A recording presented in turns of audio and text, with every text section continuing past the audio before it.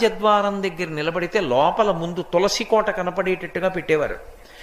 తలుపు ఇలా తీశారనుకోండి, వాటి దృష్టి ఎదురుగుండా ఉన్న వాటి దృష్టి తులసి కోట మీద పడుతుంది. అంత పెద్ద తులసి కోట ఉండేది లోపల.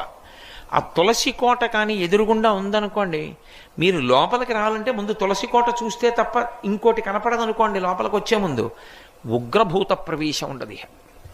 ఆ ఇంట శక్తి నిలబడుతుంది. కారణం ఏమంటే ఆ తులసికి ఉండేటటువంటి శక్తి అటువంటిది. కాబట్టి ఆ తులసి గురించి చెప్తూ ఒక మాట అంటారు.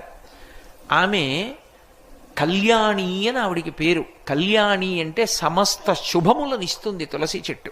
అలాగే సమస్త భద్రములనిస్తుంది తులసి చెట్టు. అందుకే ఇప్పటికీ ప్రాణోత్క్రమణం అయిపోతోంది, ఆయనంతా ఆయన తులసి కోట దగ్గరికి వెళ్ళకపోతే కనీసం తులసి నీళ్లు పొయ్యండి అని తులసి నీళ్లు పోస్తారు.